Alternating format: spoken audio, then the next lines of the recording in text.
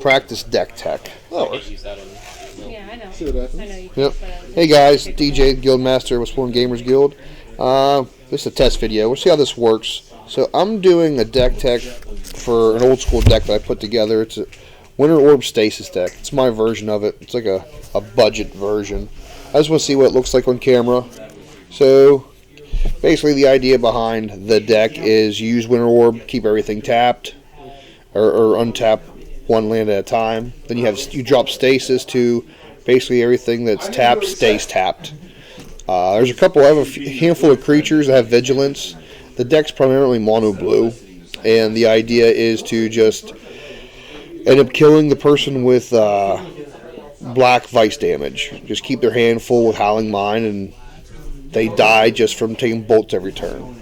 So I might as well go into the deck tech. So kind of the first thing that I have in there is I have a play set of Howling Mines. Classic card. Each player must draw one extra card during the draw phase. A lot of these old school artifacts, you can turn them off by tapping them. So that's why I run some Twiddles in the deck. So you can see definitely there's glare on the camera. I'll have to get a diffuser, I feel. Then the other key portion is Winter Orb. I have a play set of Winter Orbs. So same thing. Player may untap more than one land during the untap phase. So you try to get this in play as soon as possible and just kind of lock your opponent out. Yep, still kind of glary. And then really the win con of the deck is place it a Black Vice.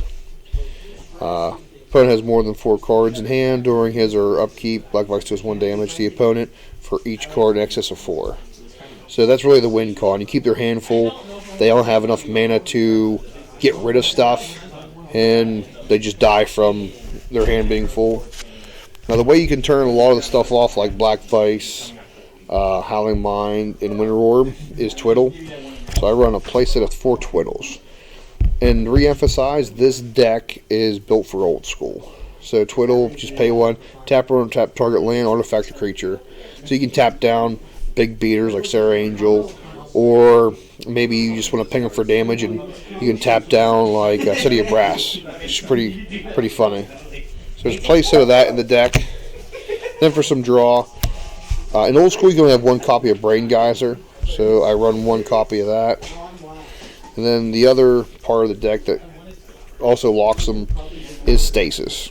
Everyone's seen it. It's just pretty gross card for the format. Like I said, I'm going to have to get some sort of diffuser, but yeah. You got a playset of those. Players do not get to untap phase during your upkeep, pay 1 or destroy Stasis. So the idea is to get Winter Orb out, have Twiddle in hand. When it comes to your opponent's end step, you go ahead and you Twiddle, tap down Winter Orb. So when it comes to your upkeep, you untap everything, which will be untapping all of your lands. And as soon as that happens, you hopefully have 4 or 5 mana, pay Stasis, and just lock your opponent. And then you just keep paying the 1 upkeep, and just keep running through the deck. Okay. The second win con to this, because once people start blowing up your things, I have a couple creatures, couple Seraphim Falcons. Those are pretty nice because they basically have Vigilance. And then 2 things of Fidian Soldier. Again, these are just chump blockers, or if somehow I need to kill you faster, I can just swing at you with these. They get around Stasis, stuff like that. And then I'm a big fan of Prodigal Sorcerer, so I run a playset of them just to ping, or 3 just to ping damage on stuff. So it's pretty nice that way. I also have some more recursion. You can play 1 recall in the deck from old school. I use Atlantic Central rules for building a lot of these decks. And then I play 1 main board during the sideboard reconstruction. So I bring 1 artifact from graveyard to hand. So say they blow up my Winter Orb or Howling Mind or even my Black Vice early, I can go ahead and, if I need it in a hurry, I can go ahead and grab it and put it back to hand.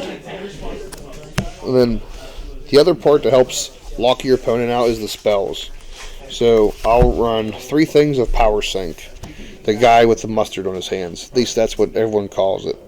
So what Power Sync does, you target a spell and you pay X. X is more mana.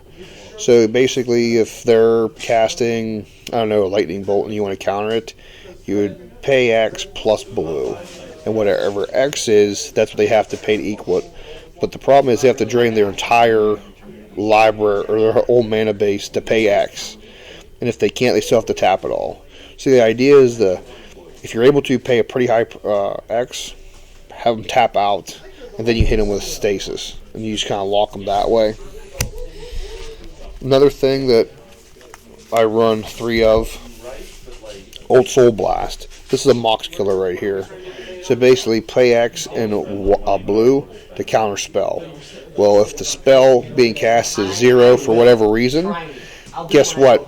X is 0, so you have like a 1-drop counter spell. Like with some of the guys were talking, we don't know why it's not as big in Commander, but I guess because you only have a 1-drop of. So I run 3 of those in the main board, and a couple counter spells, just to have them in there. And that's really just to help close stuff off. The other thing I try doing is I'll play with 3 unsummons, and that's really just to fill their hand. They have like a problem monster for me, something that I can't deal with or I can't counter at that time. I just bounce it to hand, and it helps fill their hand back up for Black Vice. Or if I need to save a creature, I can bounce a creature to hand. Mana base. I could probably change up a little bit with some Minstrel's Factories and stuff, but I do run 3 deserts. It's only because of the theme. So basically, you tap for 1 colorless. These are Mirage ones, so they're worth a little bit. But basically, when a creature attacks you, you can tap it as well and does 1 damage to their creature after damage is done. And then just, I think there's what? 1, 2, 3, 4, 5, 6, 7, 8, 11, 12, 13, 14, 15. I run 16 islands and then 3 deserts, so it's like 19 lands. And that's really what the main board of the deck is. Now my sideboard's a little bit different. Now granted, I haven't got a lot of reps in with this. Getting old school to fire is pretty hard. So I run 3 magical hacks, and I like it. It's a kind of an underrated spell.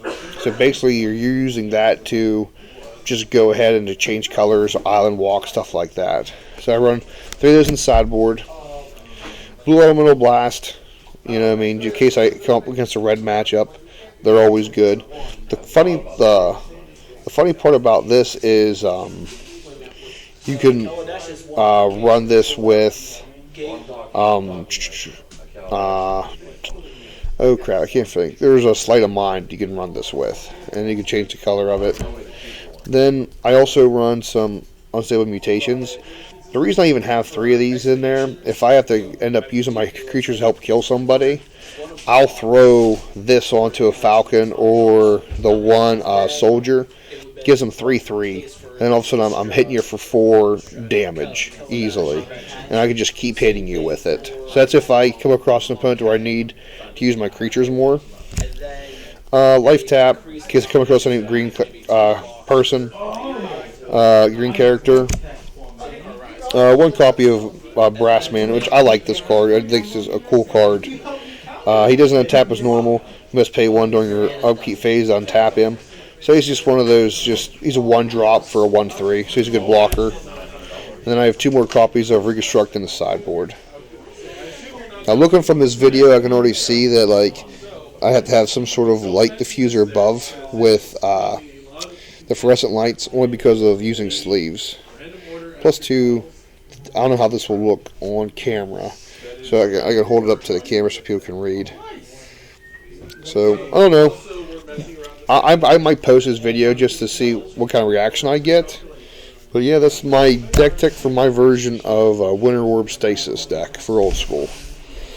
Alright guys, I guess I'll talk to you later.